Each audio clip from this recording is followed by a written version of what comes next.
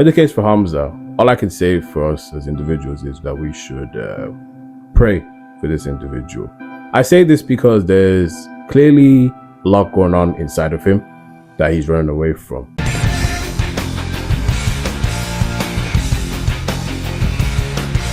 This influencer is a perfect example of why you should not follow people on the internet. For you guys who don't know, this is Hamza. He's a self-improvement men's health coach on YouTube. He's been inspiring young men to do better with their lives, whether it be by working out or journaling, cold showers, things like that. You know, red pill stuff. We've seen a lot of them on social media.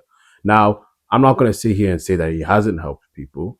Clearly, he has helped people. I'd say he has had a lot of genuine moments. This isn't a video to gossip or bash him by any means, but more so calling out BS things, because there's a lot of stuff that's happened surrounding his name. As of recently, his key best friend in this whole thing, his editor, Sam Harborn, has made an exposed video by him. Basically, long story short, the two best friends are arguing. Oh man, the girls are fighting, aren't they? Now, whilst this may be a great day for the unemployed, I only make this video to further emphasize that when you see people on social media that claim to have the answers, be very wary of it. For example, this editor goes on to explain and expose a lot of things about him. How about he's manipulative and he's a liar and things of that nature. For what you can see, he never wanted his editor to be more, so he would always try and berate him and say bad things to him and, you know, overall make him feel down about himself. When I was in Bali, staying with him for those 2 weeks, I was working on my business, which teaches young men how to make money through video editing. But I was also exploring a new business venture where I teach young men about personal branding, and I call it the main character method. I'd spent years behind the scenes studying content psychology, working alongside massive YouTube channels, and also building my own personal brand. And I wanted to explore teaching it. However, Hamza did not like that one bit, and he dressed his disapproval up as friendly advice. I know that you think you're credible, but no one else thinks you're credible, bro. It's just that simple. In reality, it was hours upon hours of condescending conversations, berating me, discrediting me, saying, Sam, don't waste your time, don't be stupid, you can't do this. And I stood my ground. And when I left Bali, I thought it was done, but I was wrong. In reality, it was hours upon hours of condescending conversations, berating me, discrediting me, saying, Sam, don't waste your time, don't be stupid, you can't do this. And I stood my ground. And when I left Bali, I thought it was done, but I was wrong. Trace this by saying that everything I say comes with love, not with hate. I've noticed you have like a huge level of stubbornness, and the stubbornness to kind of like not accept like if someone's disagreeing with you, if they've got way more experience than you, to just think, you know what, I've got like this beginner's kind of mindset. Clearly I don't know what I don't know. In terms of business, I don't think you should speak about the main character thing and the sort of content mastery like at all. But you're not the guy to fucking teach that. It's just as simple as that. Your channel's plateaued for years. You can't teach people like, oh, the personal branding thing. That shouldn't be you. It's not your mastery. It's not your strength. Your strength was just the editing thing. That was the strength. I think you teaching any main character stuff is just completely doesn't make sense. That's just not your expertise. It's not your strength. I got this extra benefit from you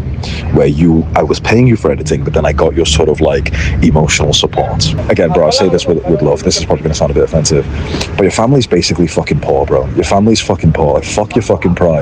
You've got a duty right now. Once you're making like 50 plus K a month, 25 plus K a month, and you're giving your mum 5K, you're giving your sister 5K a month, I wish I could slap you in the face and tell you like your family fucking needs you to provide. Grow the fuck up, bro. The main character stuff is just completely like out of question. It's just not something that you're like is your strength that I think you can even have the teaching sort of for. And I got the bonus of you being emotional support to me, bro. I feel like this is your fucking moral duty to your fucking family. You don't get to talk about those things yet because you've not fucking done it. I know that you think you're credible, but no one else thinks you're credible, bro. It's just that simple. Now it's such a pivotal moment for your family. It always has been, really, but now especially with I genuinely believe if you could just turn your brain off and just listen to what I've said here and just implement it all, I really think within a couple of months you'd be living the best life you possibly had it so far. Messaging your family, sending them money, and feeling like the fucking G of the house. Didn't mean to offend you if anything did. That was not a one-off. I had that while staying in Bali, over hours upon hours of conversations. So this editor ended up cutting him off because he realized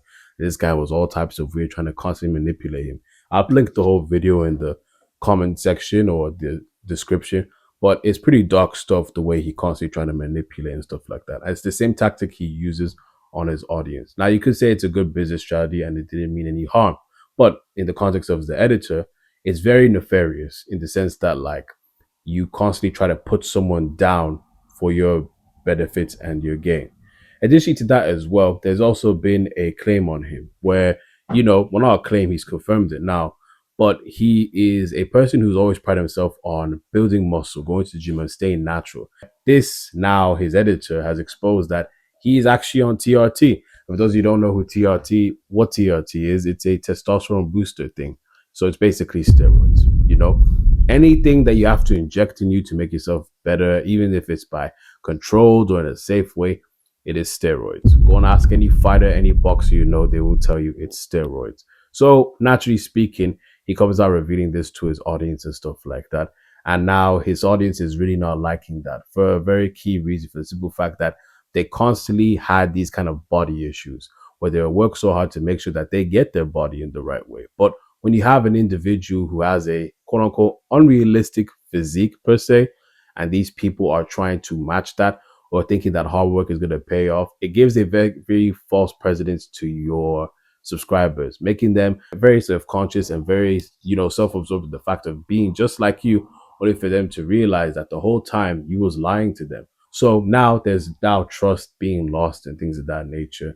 And additionally to that as well, there's a very key thing that he said in this video that I really liked, because again, this shows that these influencers that you see on social media are fugazi sometimes. But this is what he said in the clip. Why do you think Hamza took so much offense to my initial video, self-improvement did not change my life? Why did he take it so personally, even though I didn't mention him a single time? After Hamza posted his Instagram story, I sat on that question for a few days. And eventually, the reason why Hamza reacted the way he did clicked for me. Because the truth be told, I never did any of the self-improvement habits, the gimmicky ones and even the standard ones, outside of going to the gym, of course. And to be honest with you, most successful guys that I know, they don't do that shit either.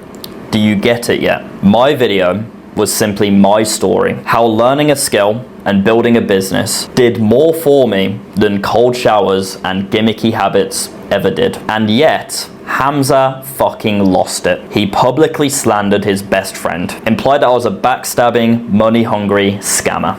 Why? It's because my video challenged the very foundation of his identity. His entire brand is built around one core message. If you do self-improvement, your life will change. Just look at me. I'm here because of self-improvement habits, but I've spent years being best friends with Hamza. I've spent a good amount of time with Hamza in real life as well. And based on what I personally witnessed throughout those years, Hamza rarely follows any of the self-improvement habits that he preaches online. In the 1,000 videos that I've recorded, I've told everyone that I am an extremely lustful fucking degenerate. If I'm in a country where weed is legalized, you won't see me for 2 fucking weeks. I've told everyone everything about me. Outside of reading and going to the gym, most of his days are spent lying around on the sofa, complaining about feeling tired, scrolling social media, scrolling Tinder, eating whatever food he wanted, including pizza, donuts, croissants, whatever he fancies, or getting high if weed was around. That's just the truth of what I personally observed. So when I made a video challenging the effectiveness of self-improvement alone, Hamza didn't respond to it like it was just a perspective. He reacted like it was an attack on his identity. And from his reaction alone, you can possibly start to see just how fragile that identity must be. Beyond the performative clips of masculinity that Hamza records for his content, I rarely saw any of those self-improvement habits continued off camera. And I am not the only person who has witnessed that as well. Aside from the gym and reading, he's pretty consistent in the gym and he reads a lot because he gets his ideas for his videos from reading books. He said that this influencer barely does any of the things that he preaches for the audience to do. So whilst his audience is out here giving themselves pneumonia by taking cold showers and stuff like that, or by working out how many times a day or X, Y, and Z, or staying away from different types of food and being disciplined and stuff like that, we have their leader who's not doing any of that and rarely has done any of that. Now, is it bad for a leader to preach something that they don't do? Well, if it's a thing that benefits your life, no, it's not. But when lying, deceit, and hypocrisy is in the mix, of course it's a bad thing.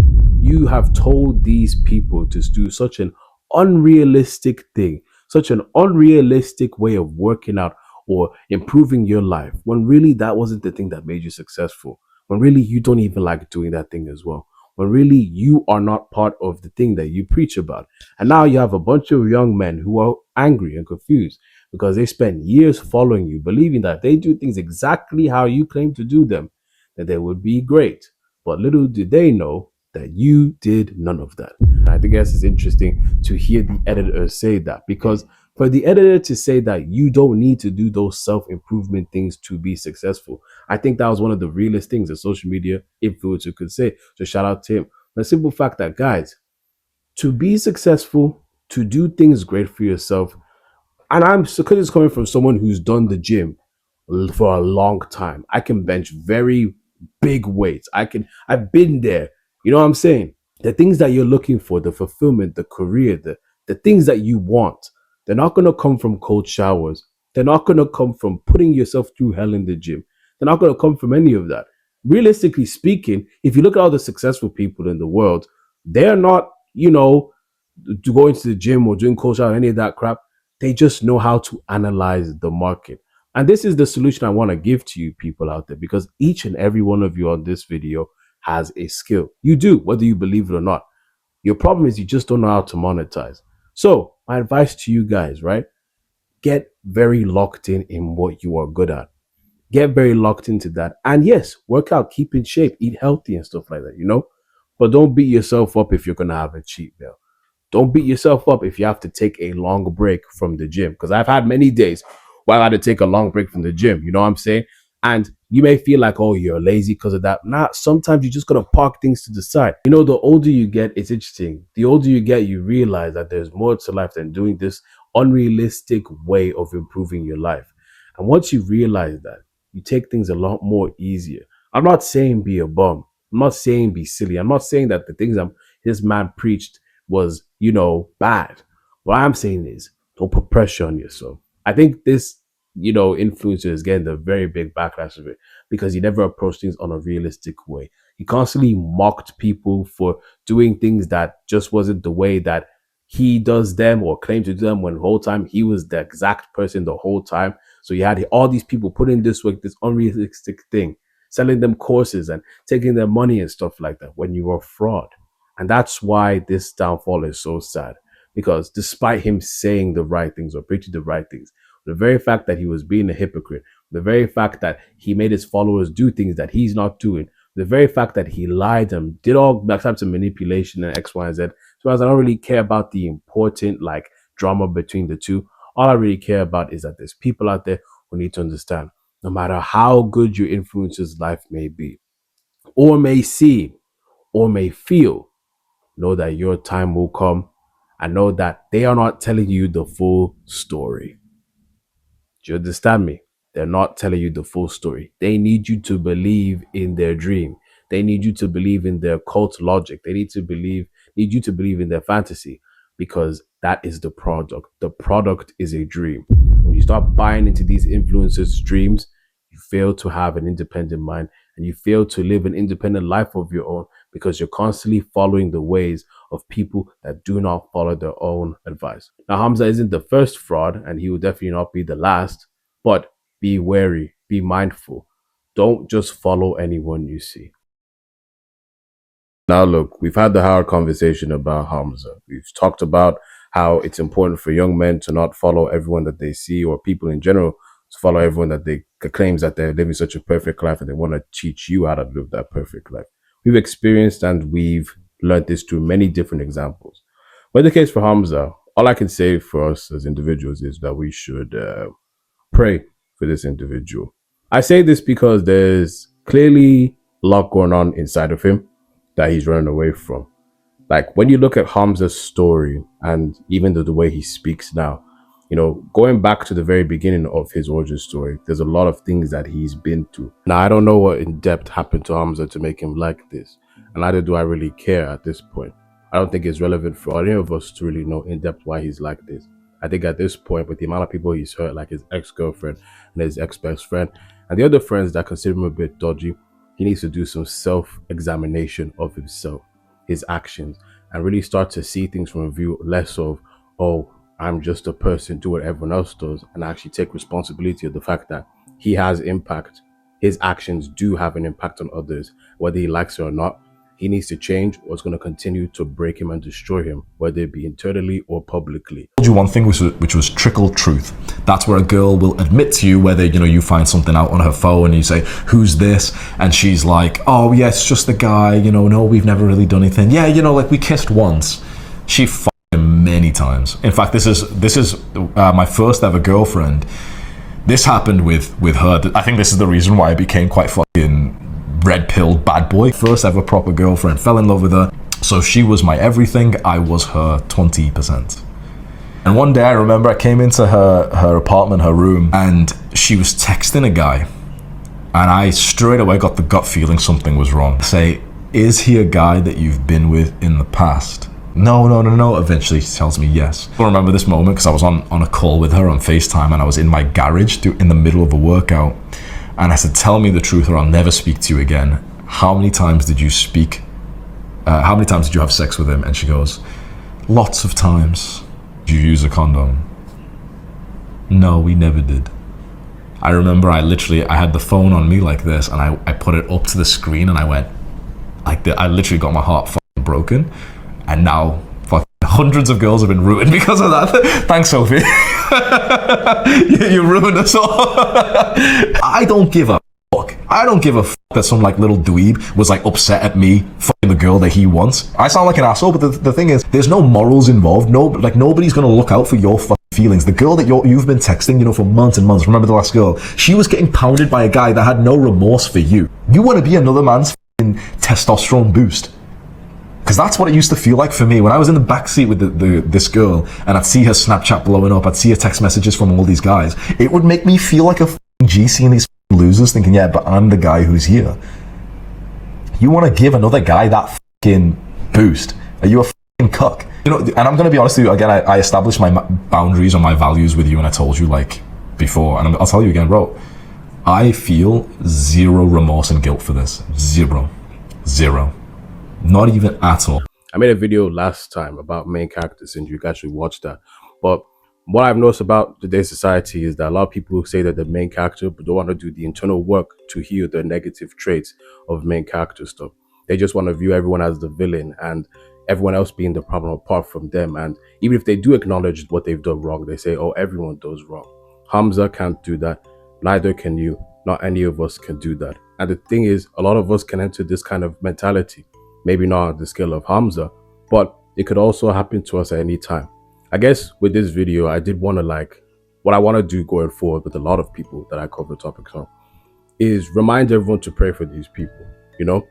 At the end of the day, these are human beings who have the potential to grow out of their negative stuff, to grow out of their trauma. But by no means am I saying we should excuse their actions. I think all of us in this life have been through some dark things. Every single one of us. And some of us managed to come out of that negative, dark place and do positive. And so really, there's no excuse for someone who has the same issues or similar issues to you to say that they are like this because of their negative issues. As Hamza stated in a few videos. We all have to do better.